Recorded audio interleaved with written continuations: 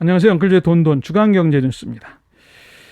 국제경제, 국내경제, 경제금융 여러분들이 알아야 될 내용들을 추스려 가지고 좀 같이 생각해보는 시간. 오늘은 국내 경제를 좀 한번 살펴보도록 하겠습니다. 국제경제 뉴스: 미 애플, 테슬라 급락 뒤엔 손정이 있었다. 이런 뉴스가 이제 머니투데이에서 나왔는데, 미국 나스닥 지수가 한 달간 급상승을 했죠.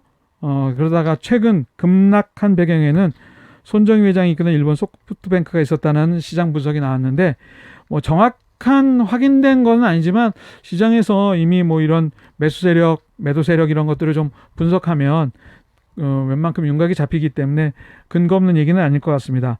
4일 월스트리트저널 뉴스에 따르면 소프트뱅크가 40억 달러, 약 4조 8천억 원의 기술주 콜옵션을 사서 나스닥 고래 역할을 했다, 이렇게 보도했습니다.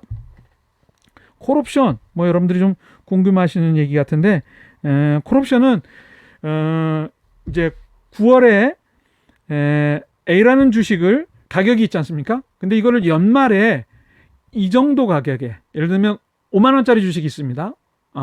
지금 5만 원짜리 주식이 있는데 3개월 후에 5만 원으로 살 수 있는 권리를 사는 겁니다.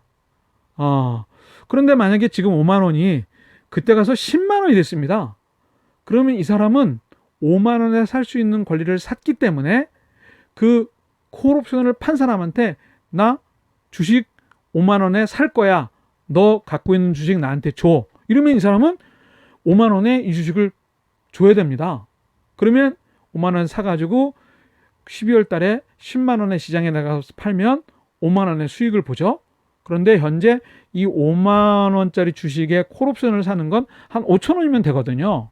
그러니까 5천 원 가지고 5만 원의 수익을 남기는 거니까 굉장히 반대가 될 수도 있습니다. 반대가 될 수도 있고 여러 가지 콜옵션, 풋옵션, 콜옵션을 매수한다, 매도한다, 풋옵션을 매수한다, 매도한다, 이런 네 가지 상황이 발생할 수 있는데, 이것에 따라서는 그 미래에 대한 불확실성, 변동성과 이런 것들이 예측이 돼야 되기 때문에 결국은 주가가 오르면 수익을 내는 구조이기 때문에 콜옵션은요, 레버지를 일으켜서 일반적인 주식주라가는 약 10배 해당하는 40억 달러가 아니라 500억 달러, 약 59조 원 규모의 주식을 사들인 것과 같은 효과를 냅니다. 그러니까 손정희 회장이 콜옵션을 샀으면 그 옵션을 매도한 사람은 그때 가서 이 가격이 너무 많이 오르면 안 되기 때문에 지금 웬만큼 주식을 사가지고 보유를 해야죠.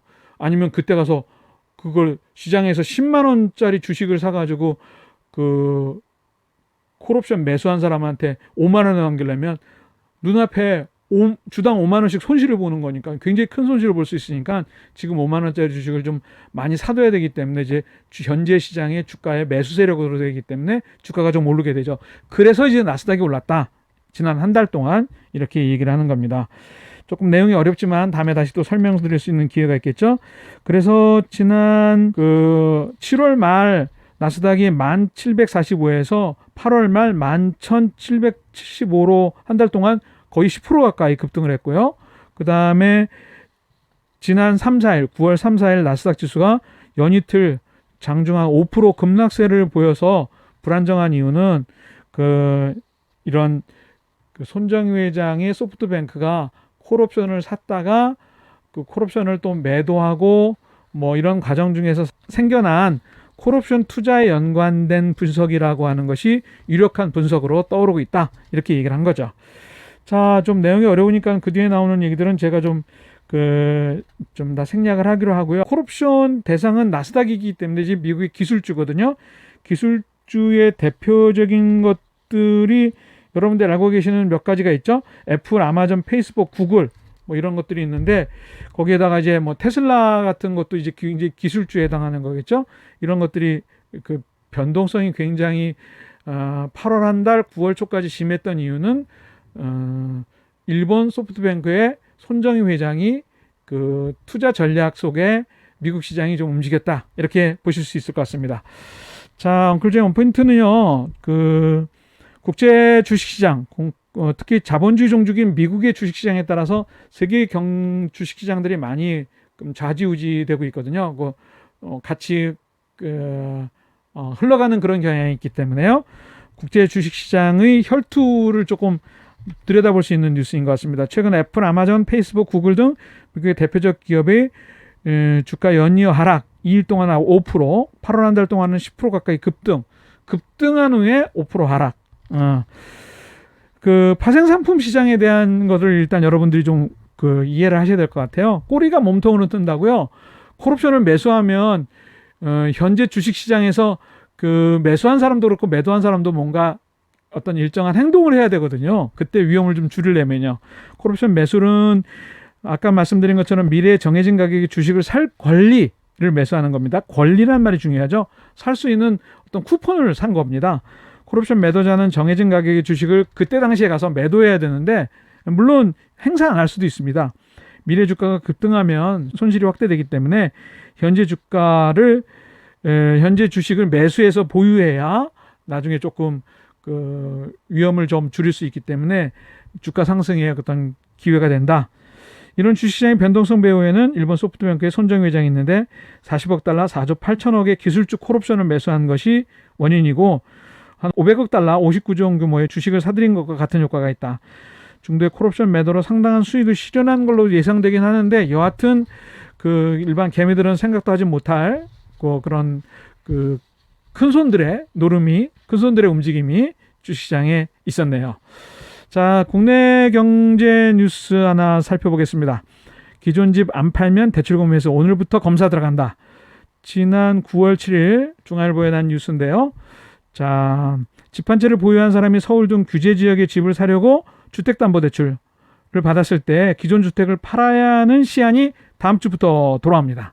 그렇기 때문에 이제 이걸 전산적으로 정보를 공유하기 위해서 이렇게 6일 금융권에 따르면 그 7일부터 은행, 보험사, 상호금융, 신용정보원이 주택 관련 대출 추가 약정 이행 현황 정보 공유 시스템을 운영하면서 2018년 9월 13일 대책 이후 정부 부동산 대책에 따라서 대출 추가 약정 정보를 한 곳에 모으고 공유하고 관리하기 위한 네트워크를 가동한다. 이렇게 발표를 했습니다.